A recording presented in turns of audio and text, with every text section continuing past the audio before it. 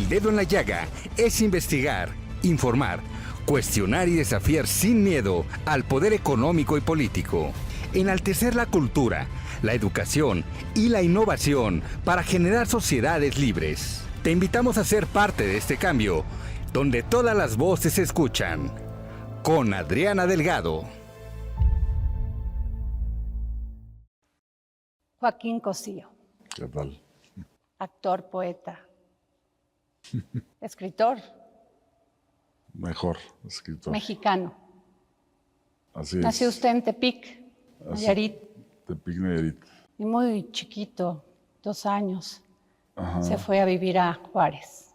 Así es, muy pequeño.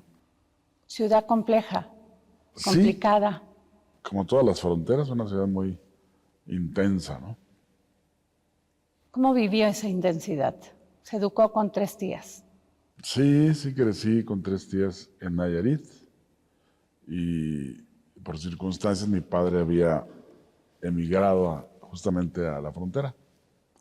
Entonces la familia determinó pues seguir a nuestro padre y por eso de Nayarit pasamos a Ciudad Juárez. Su madre, Marina, murió cuando usted tenía 1 año y medio. Sí, yo era muy joven cuando ella murió. ¿Qué recuerdos tiene, si es que se puede tener recuerdos cuando se es tan jovencito? Era demasiado pequeño para tener recuerdos de ella. Sí, era muy joven. Su poesía. Mi madre. Recuerdo el perro, que saliendo de la verja atacaba. Era lo único cierto en mí entonces. Ladra el perro y mis sábanas están encima de mí. Y respiro agitado y recuerdo que todo lo mojo con el vaho puro y quieto de mis años mozos. La blanca tibieza. Ese es mi sueño interrumpido, la otra cara encima de mí. Mi madre que ahuyenta a ese perro que ataca en mi moza quietud de sábanas que guardan apenas. Sí. Sí, digamos que es una mezcla de 2 momentos, ¿no? Yo tenía en el camino hacia mi escuela, había un perro que era obligatorio que el animal me ladrara y me atacara. Y eso pasaba todos los días. Entonces, de alguna manera, ese poema pues, habla un poco de ese perro que durante mucho tiempo estuvo siempre, hasta me esperaba para empezar a ladrarme. Y bueno, ahí hablo también pues de mi madre, ¿no? De su sombra protectora. A eso se refiere un poco ese texto. Estudia usted comunicación. Incluso colegas. da clases. Sí, di clases. Fui un maestro de los más jóvenes en la Universidad de Chihuahua, en la Autónoma de Chihuahua. Y luego posteriormente di clases en la Universidad de Ciudad Juárez. Sí, siendo bastante. Tenía 25 años, me parece, cuando ya andaba yo de maestro. No sé qué habré enseñado, pero ya era yo catedrático. ¿Cómo se acerca al cine? Primero el teatro. Al teatro fue de una manera muy casual, diríamos. Yo estaba en la preparatoria, terminando la preparatoria ya, incluso a punto de entrar a la universidad, cuando entro al grupo de teatro universitario, por invitación del maestro que me llamó la atención. Yo nunca había descubierto ninguna vocación mía en relación al actuar, a la actuación.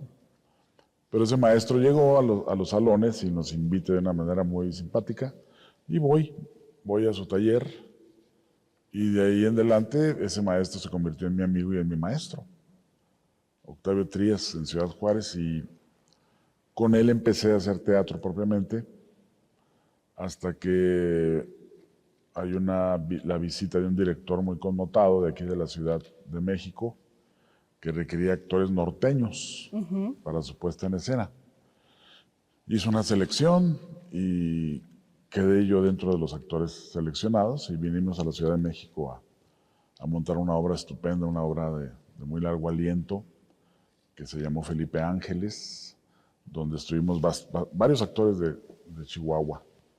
Y a partir de ahí, bueno, de pronto recibo, estando en la temporada de la obra teatral, recibo una invitación para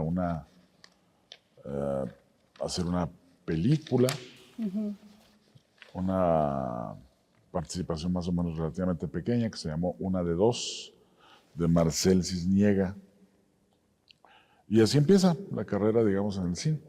A partir de ahí, pues me invitan a hacer otras obras teatrales, una con Ofelia Medina, la recuerdo muy bien, El Águila de Dos Cabezas. Y luego vienen algunas participaciones pequeñas, hasta que llega Matando Cabos, esta película que de alguna manera me hizo que los productores se fijaran un poco más en mí, porque tuvo bastante éxito. Y de ahí empieza una carrera cinematográfica y en televisión también, que se salió de mis expectativas. Yo no tenía ningún plan de hacer cine o televisión. Mi proyecto era teatral.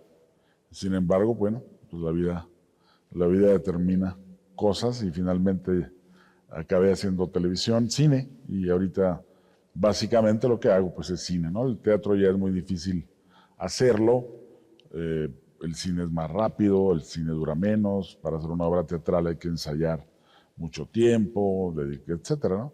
He intentado hacerlo, lo he hecho, hace 2 años aproximadamente hice una obra de teatro, pero en fin, el cine ha sido ya parte de mi actividad más primordial. Don Joaquín, cuando uno lo ve actuar, usted hace referencia a Atando Cabos,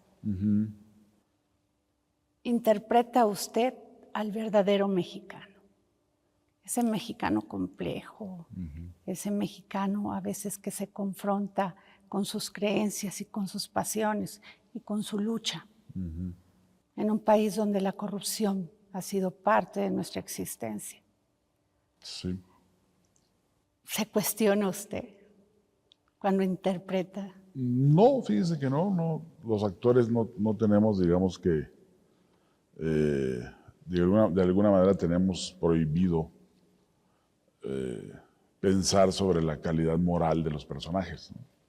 Nosotros nos otorgan un personaje y hay que cumplirlo de la mejor manera posible, independientemente de que este sea un maleante o sea un héroe, etcétera. En ese sentido, pues mucho tiene que ver, obviamente, mi complexión, mi rostro más un poco adusto, etcétera, para haber tenido durante bastante tiempo personajes de esa naturaleza, ¿no? Personajes violentos.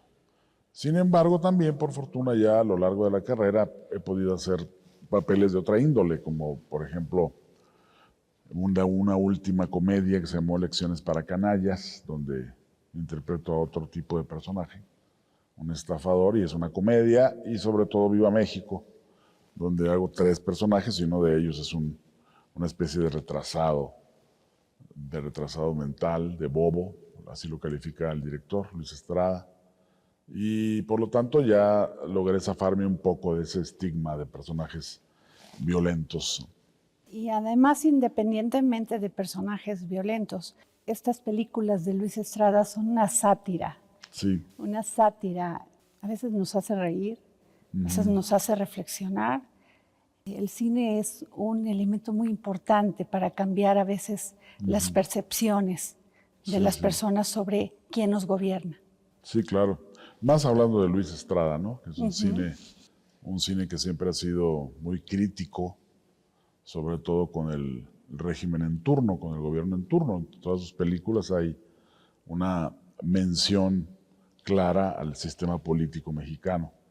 En este tono de sátira, que es el espectador termina con una especie de mueca entre me reí, pero al mismo tiempo siento que algo me incomodó. Películas incómodas, pero películas con sentido del humor, humor negro tal vez. Y eso es lo que más me ha entusiasmado de las invitaciones que me ha hecho Luis a participar, ¿no? Estar en una película con un sentido crítico a nuestro tiempo y al mismo tiempo con personajes que son construidos, escritos con mucha inteligencia. Es decir, Luis es un gran escritor de guiones, además de un gran director. Entonces he podido trabajar y crear personajes a su lado, ¿no? Que han sido de alguna manera muy bien acogidos por el público.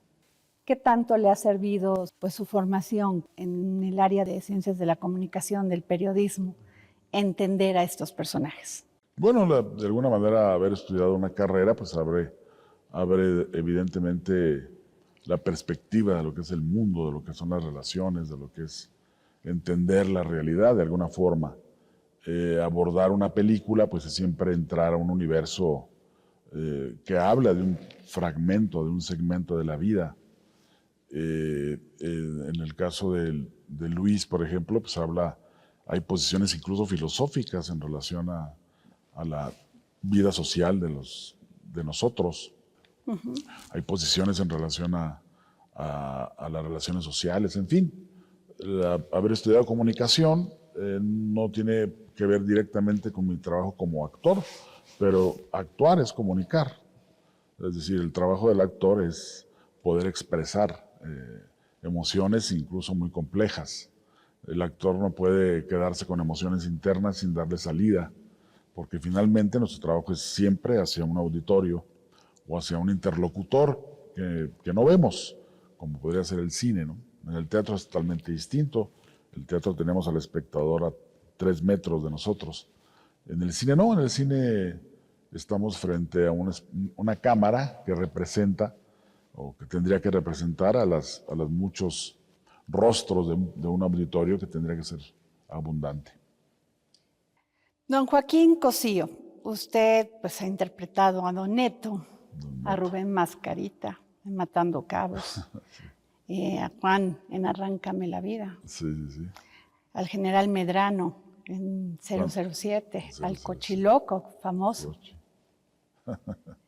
¿Cómo le hace usted para quitarse estos personajes después de interpretarlos? Bueno, Porque lo que me dice es muy, muy interesante. ¿Cómo se despoja usted, pues, Joaquín Cosío, de estos personajes? Los actores tenemos una línea muy clara entre lo que es la ficción y la realidad.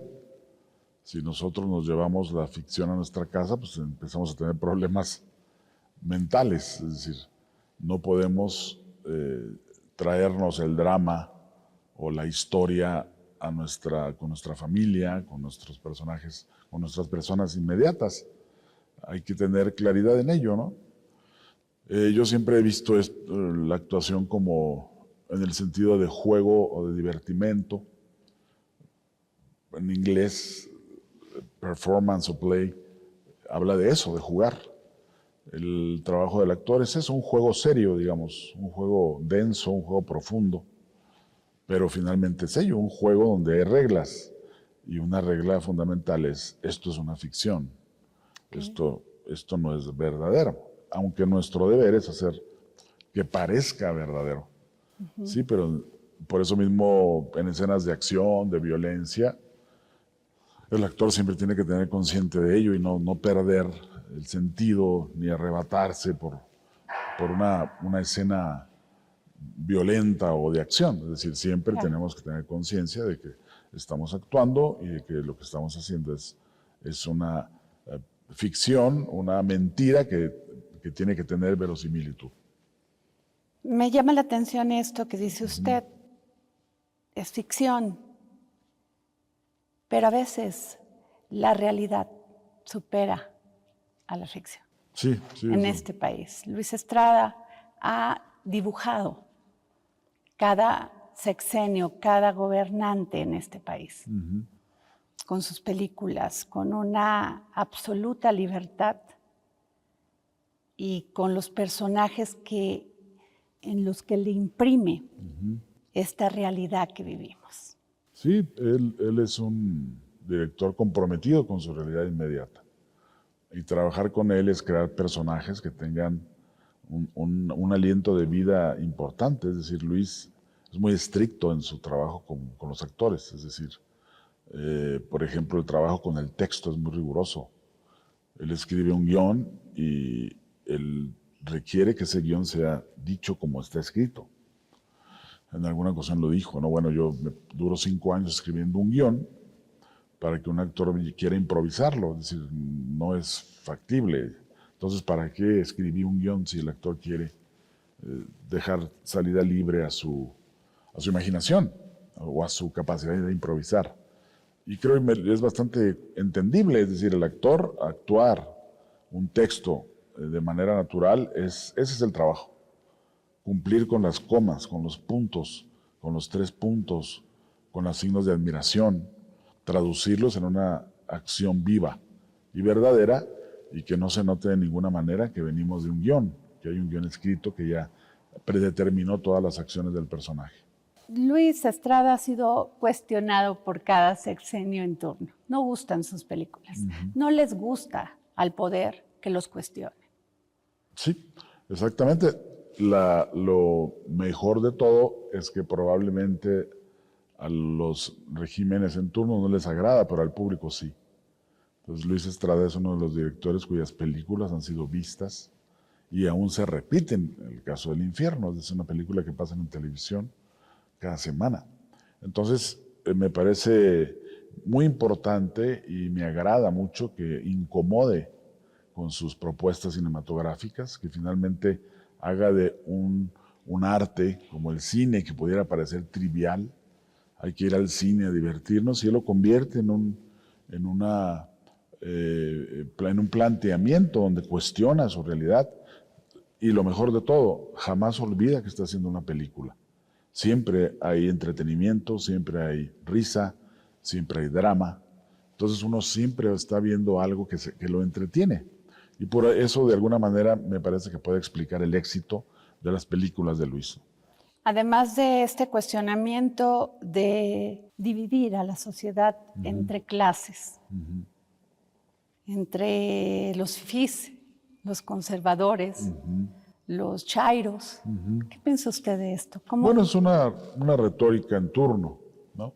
Es la retórica que actualmente está de moda y que proviene evidentemente del poder del Estado, que es quien ha provisto estos términos a la sociedad. Es decir, antes no existían esos términos o no eran utilizados de la manera como lo son ahora.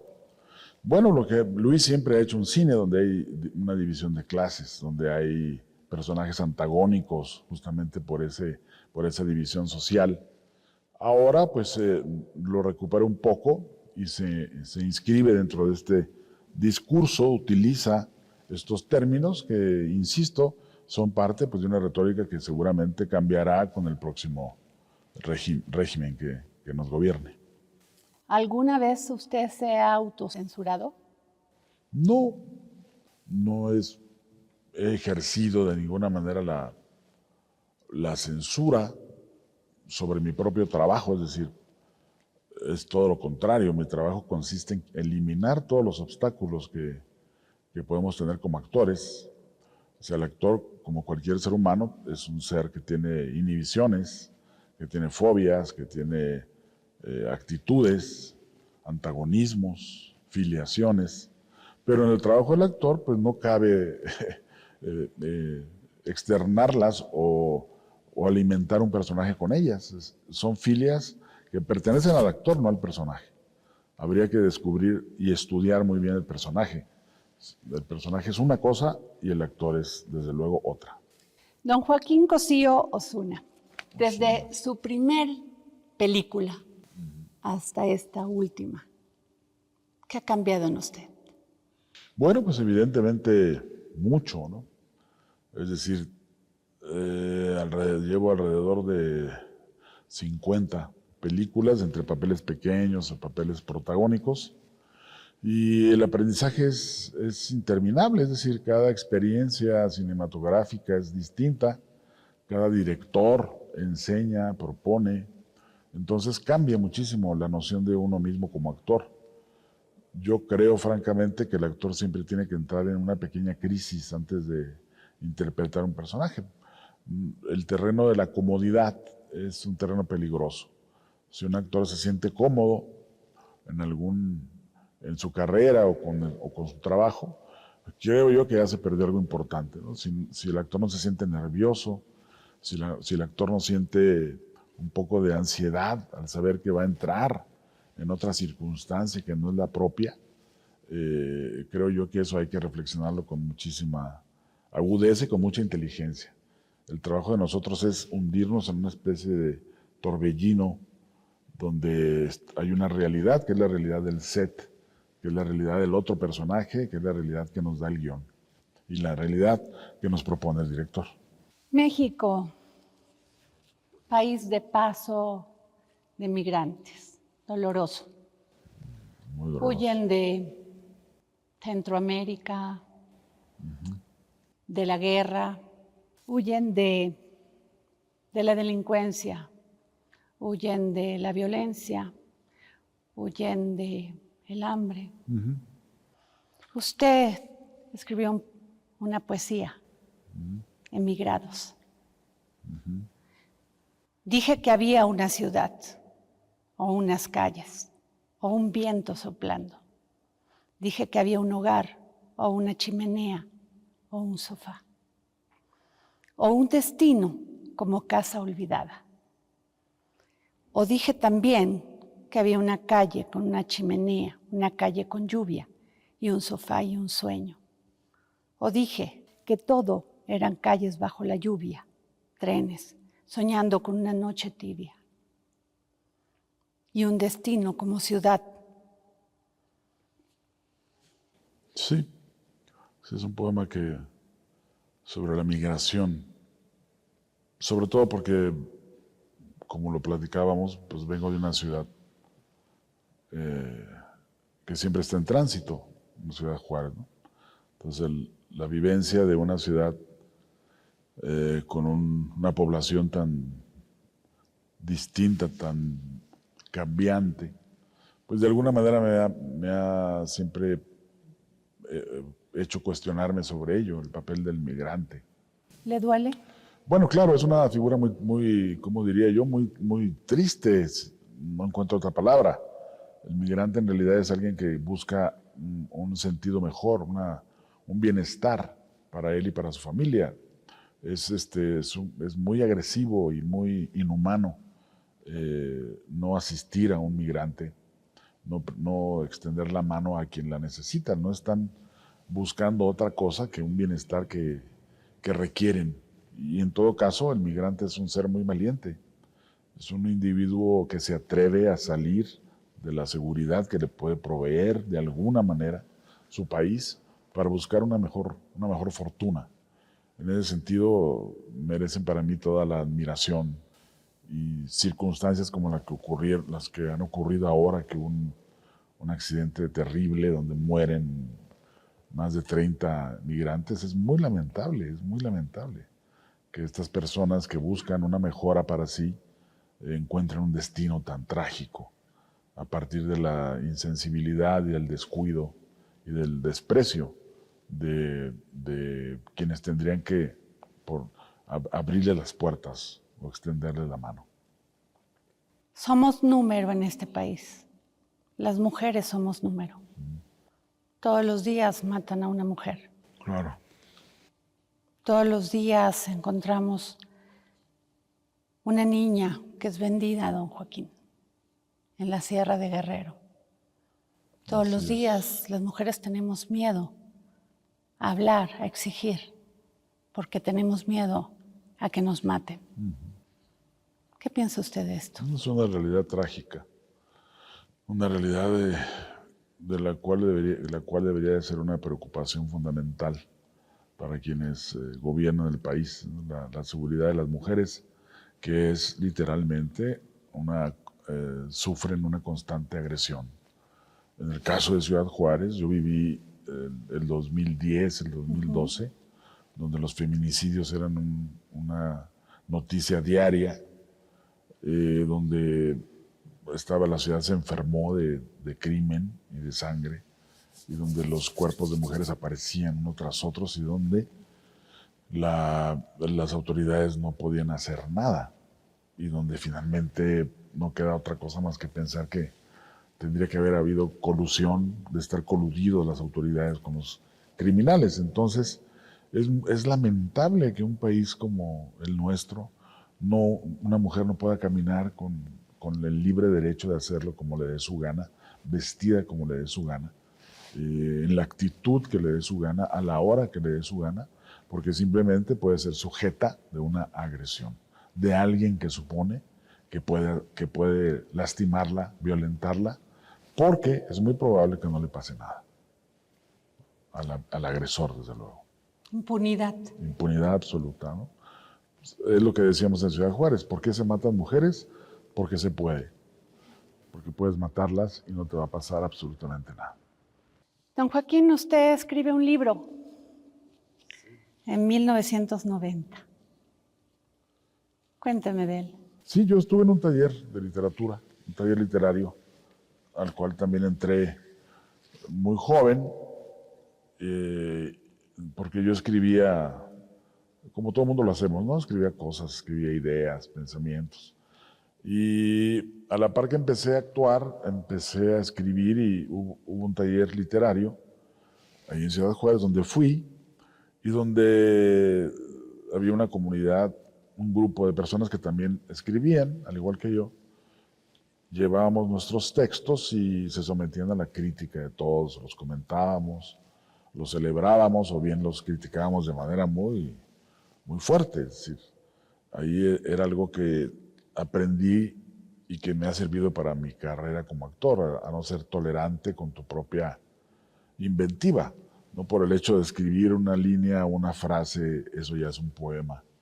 Y al igual que el actor, no por el hecho de sentir que ya eres natural, ya estás actuando.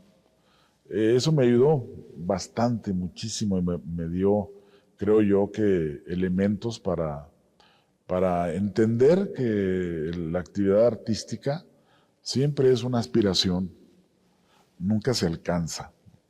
Llegar a construir un personaje siempre aspira, es algo, el personaje siempre está más lejos que nosotros. Por lo tanto, siempre hay que estar trabajando para intentar acercarnos lo más posible. ¡Que viva México! ¡Qué frase! Sí. Y aquí usted interpreta junto con Damián Alcázar 3 personajes. Sí. Cuéntenos. Un gran regalo de Luis Estrada, un gran regalo. Que nos confíe, al menos a mí, Damián es un actor extraordinario, un actor que ha hecho mancuerna con Luis, creo que en 7 películas. En mi caso fue un obsequio de pronto de que me obsequie y me diga, oye, pues aquí tienes que hacer 3. Entonces es un regalo. Nosotros como actores, ¿qué queremos hacer? Es interpretar roles. Y de pronto me da a el jerarca de la familia, Reyes, me da a este personaje bobo, Rosendito, y luego me da al primo, o hermano, creo, de Rosendito, que es este policía. Okay. Y pues es un gran gusto y un gran gozo, porque hay que construir 3 personajes distintos que no se parezcan. Ese sería el chiste, ¿no? Ese sería nuestro trabajo, poder hacer 3 y que puedan ser verosímiles y que la gente los compre, que la gente diga, ok, sí creo en ellos, sí están vivos y sí son distintos entre sí. Por lo tanto, una gran responsabilidad, había que construirlos y trabajar, hay que trabajar mucho, eso también es algo que he aprendido en esta carrera. Construir un personaje es muy complicado, no es nada sencillo, aunque lo parezca. Nuestro trabajo es que parezca sencillo, que la gente vea algo vivo y que es natural. Sin embargo, cuesta trabajo. Entonces, construir 3, Damián lo hace increíble, me parece. Damián construye un sacerdote, el político, el padre de familia, lo hace como lo hace él siempre, todo, ¿no? De manera genial. Y pues fue un obsequio y una responsabilidad. ¿Cuál le costó más trabajo interpretar? Bueno, insisto, la palabra trabajo es relativa, ¿no? Trabajo porque hay que invertir tiempo, Ajá. pero la diversión es extraordinaria. Rosendito, que es este personaje retrasado, un poco lerdo, ese hubo que construirlo muy específicamente, pero bueno, la diversión era total. Sobre todo porque es un personaje que casi no habla. Entonces estaba en cámara, pero había que reaccionar más que hablar, más que tener acciones, estaba siempre en presente, vivo, pero sin tener demasiado texto. Eso fue complejo.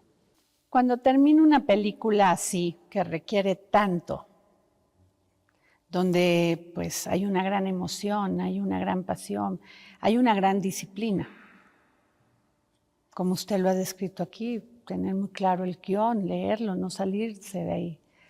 ¿Qué hace después? Llega a su casa. ¿Quién es Joaquín Cosío? Pues el padre de familia, como todos, llego a mi casa a intentar descansar. Mi hijo quiere jugar y yo lo que quiero es descansar y pues hay que jugar aunque sea un rato con él, hay que preocuparse por los posibles problemas diarios, domésticos, ¿no? ¿Qué ha pasado con... Se fue el gas, no hubo gas, nos cortaron el gas, no llegó tal cosa, en fin, la escuela de mi hijo, hay que ir a una junta de mi hijo, eso es terrible, eso es terrible, pero mi esposa es muy comprensiva, entonces... ¿Cómo le hace cuando pasea por la calle, camina por la calle, usted es reconocido en todo México y en el extranjero? Y además es admirado y querido porque es difícil en este país. Es usted un hombre no cuestionado, es más bien respetado. ¿Cómo le hace cuando se le acercan y le dice a alguien cochiloco? No, mire, realmente yo tengo que entender que son manifestaciones de afecto de la gente. Entonces ya de alguna manera uno tiene que aprender a ser amable y agradecer la solicitud de las personas. Efectivamente, más ahora con los celulares, donde es tan sencillo conseguir una fotografía, pues hay que entender que el público es a quien nos debemos. Tal vez he dicho en 2 o 3 ocasiones que no, porque traigo prisa, porque estoy comiendo. Es muy típico cuando llegan y dicen, yo sé que está comiendo, pero nos permite una fotografía. En ocasiones, bueno, hay que hacerlo de alguna manera. Eso puede ser un poco incómodo, pero siempre es, al final de cuentas, algo que en mi caso he revertido para convertirlo en algo agradable, ¿no? En algo que agradezco. La señora, la gente, porque sí, las fotos son muchas. Y de hecho ya procuro en ocasiones no asistir a lugares donde hay mucha gente o no salir demasiado, porque eso vuelve un poco cansado más que otra cosa, ¿no? Estar tomando Don Joaquín fotografías. Cosío, su escritor favorito. Bueno, hay varios escritores, desde luego, ¿no? Hábleme uno que le llegó, Bueno, hay... que lo estremeció. La literatura latinoamericana es desde luego la que más me interesa. Le puedo comentar un escritor poco conocido que se llama Enrique Cisneros, que es un peruano. César Vallejo, que ese es más conocido todavía, que son escritores para mí que siempre recurro a ellos. Está un escritor griego, Cavafis, que también es un libro al que recurro permanentemente. Entonces ellos abren ese espacio de gozo, ¿no? Que significa leer un poema. ¿Le gusta más la poesía? Sí, sin duda. Leer poesía. Sí, escribí teatro cuando era mucho más joven, escribí un par de obras teatrales, pero no he vuelto a hacerlo. ¿Novela mexicana? No, tampoco, no soy muy asiduo a la novela, leo eventualmente prosa, me gusta más el cuento, que es más breve, más sintético, pero sobre todo soy lector de poesía. ¿Música? La que sea, la música es la que sea. ¿Baila? No, soy pésimo bailando. Yo lo he visto bailar en las películas. Pero estoy actuando que bailo. ¿Se puede actuar bailando? Sí, por supuesto. ¿Y no saber bailar? Absolutamente. Sí. Se puede actuar todo. Uno puede parecer todo lo que le pidan, ¿no? Pero no, yo soy mal bailarín. Pero bailo, desde luego, cuando voy con mi esposa a alguna fiesta, pues hay que bailar. Lo hago muy mal, pero lo hago. ¿Cuando lee poesía, escucha algo? No, No combino las dos cosas. ¿No? La lectura es más bien una actividad muy solitaria, muy silenciosa. La música es todo lo contrario. Generalmente en las mañanas lo primero que hago es poner música porque aviva mucho el ambiente, ¿no? Despierta mucho la mañana. Es usted una persona muy sensible, no cualquiera escribe poesía. No sabría qué decirle, no. ¿Cómo influye en usted haber crecido sin padres, por lo menos los primeros años? Pues no tengo una percepción clara de ello. Así fue mi realidad, así la viví. No soy consciente de ninguna circunstancia particular. Yo crecí visitando a mi padre eventualmente. Hoy tiene mi padre todavía 97 años, está vivo, está muy bien, de salud, muy lúcido. Mi madre no la conocí. Entonces, crecí con unas tías que suplieron el cariño de mis padres con mucha profundidad, con mucha seriedad. Me cuidaron, me criaron. Entonces no percibo ni he resentido de manera consciente la ausencia de mis padres, ¿no?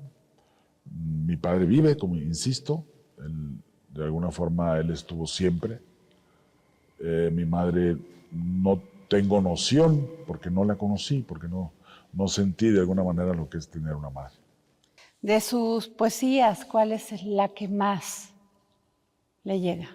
Pues un libro último que escribí que se llama Bala por mí, el cordero que me olvida se llama. Ese es un libro muy pequeñito que escribí, es el último. De hecho, se han hecho algunas ediciones de ese libro. Es el libro preferido para mí. ¿Y por qué? Porque es un libro que escribí justamente a partir de en ese momento le llamaba yo mi exilio, un exilio voluntario, que fue tuve que dejar Ciudad Juárez para venirme a la Ciudad de México con todo lo que puede implicar, ¿no? Desde dejar a mi familia, dejar a mis amigos de allá, para venir a México a intentar fincar una carrera. Entonces ese librito tiene para mí esa nostalgia, ¿no? Está escrito con esa nostalgia de alguien que se va de un lugar que quiere. ¿Tiene alguno en especial que nos recomiende? Fíjense que leyó usted es el de mi madre. El de mi madre es un poema que me gusta mucho. Yo creo que de un libro de poesía se pueden rescatar 2 o 3 poemas. Todo lo demás puede leerse sin mayor responsabilidad, pero ese poema sobre mi madre es un poema que me gusta y me provoca mucha emoción, sobre todo escuchándolo ahora que lo leí usted. Las redes sociales, el mundo de la comunicación cambió. Incluso podríamos decir que se democratizó. Todo el mundo puede expresar cualquier cosa en estas redes sociales. ¿Qué piensa usted de esto? Bueno, desconfío un poco de ellas, ¿no? Como usted lo dice, todos podemos opinar de todo. Por un lado, pues es una perspectiva muy democrática, pero por otro lado, pues habla un panorama donde los temas se banalizan de pronto de una manera increíble. Yo no soy ducho en ello, soy bastante visceral y orgánico. De pronto hay un Twitter que me incomoda y lo contesto y me ponen tundas. Muy frecuentemente me apalean en las redes porque no soy muy dado no tengo habilidad, soy muy orgánico, muy impulsivo. Creo que hay que aprender a entenderlas y hay que aprender a utilizarlas, ¿no? Me parecen desde luego una herramienta importante para comunicarnos. Sin embargo, hay que aprender a hacerlo. ¿Qué sigue después de que viva México? Pues por lo pronto, unas vacaciones. ¿Cuántas películas ha hecho en 2 años? Sí, pues yo creo que sí van al... 5. 5 aproximadamente. Sí, estoy pensando en 1, 2, 3, son los que más recuerdo. ¿Cuánto tiempo le lleva a una película? Pues digamos que una película puede durar 6 semanas, un tiempo ahí aproximado. Depende del papel que tenga, si es un poco más largo, si es un poco más corto, pero implica siempre un trabajo, el estudio, la preparación, el trabajo previo a entrar al rodaje, sí es bastante, en mi caso, bastante exigente, ¿no? Porque uno no puede llegar al set con titubeos. Además hay que llegar con una propuesta. Aunque el director la deshaga o el director diga, ¿qué tontería traes? No importa, uno tiene que llegar con una idea, con algo construido, para tener un punto donde iniciar. Si no, a lo contrario, uno llega a un espacio desconocido y lo único que construye es incertidumbre, nervios, miedo. Entonces hay que ser un poco arrojado en ese sentido y llegar a proponer. Eso es complicado. Los primeros días siempre son complejos por ello. Porque dice uno, bueno, yo llego, la mayoría de los directores no utilizan mucho ensayar. Vámonos, como no hay mucho tiempo. Entonces hay una apuesta ahí donde uno juega. Voy a moverme por aquí. Y si el director no le gusta, con la mano en la cintura lo dice, ¿no? Oye, ¿qué estás haciendo? ¿De qué se trata? ¿Se lo han dicho? Sí, por supuesto. No lo claro. toma personal. No puede ser personal. No, de ninguna manera, ese es el trabajo. Al revés, lo agradezco, ¿no? Que un director te dirija.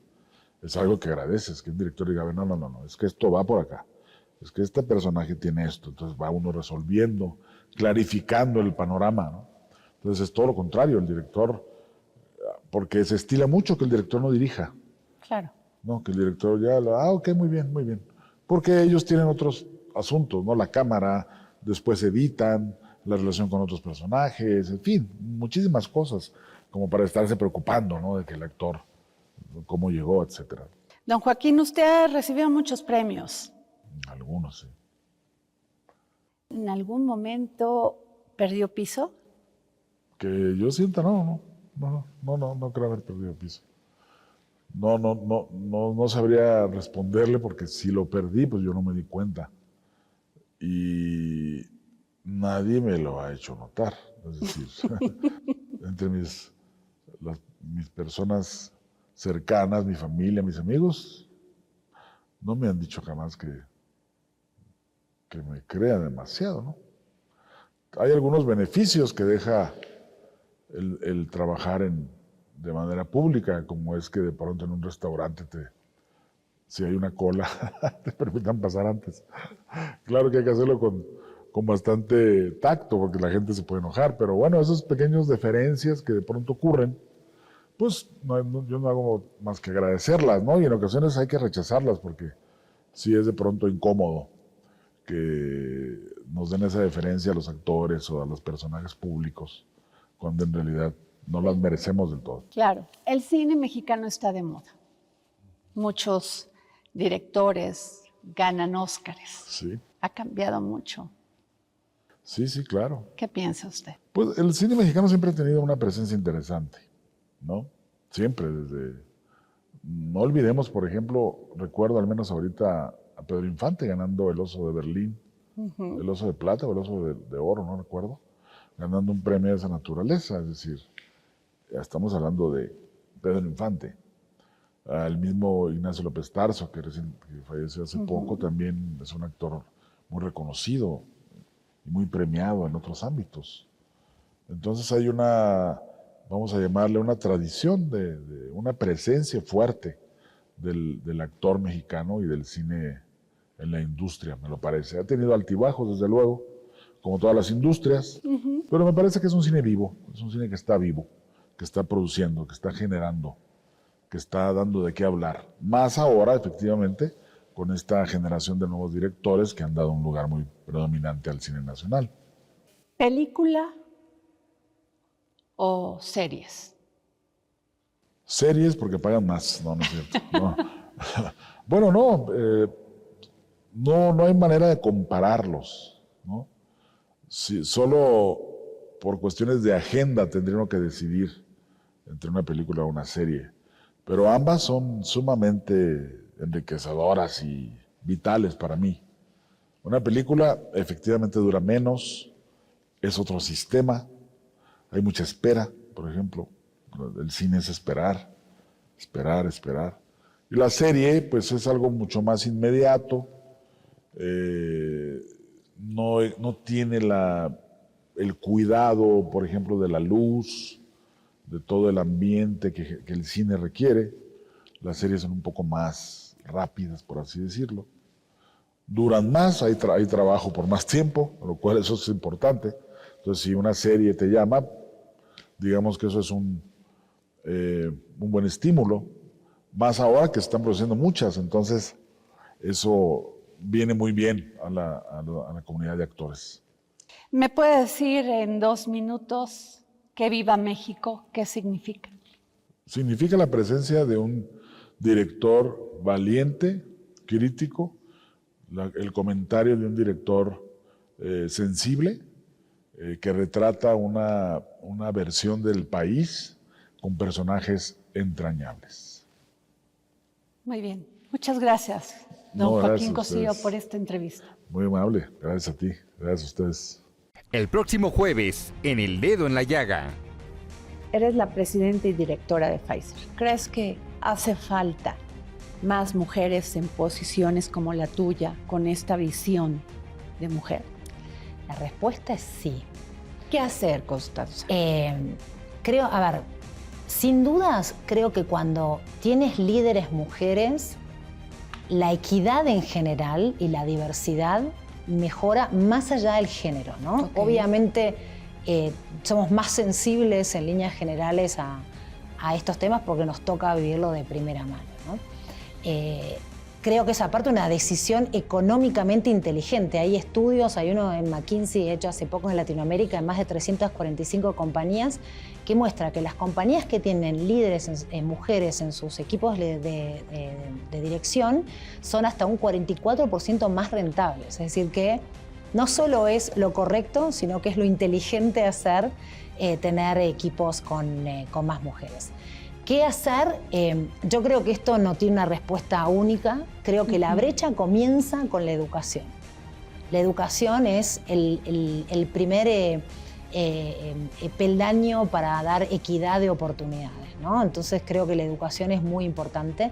Lo segundo es la visibilidad, ¿no? Digamos, yo viví de manera natural ver que una mujer podía tener una carrera profesional exitosa, dar visibilidad a casos de líderes, mujeres, para que las niñas sepan que pueden aspirar a esas posiciones, que pueden aspirar a carreras científicas, de matemáticas, de tecnológicas, que en general son mayormente masculinas.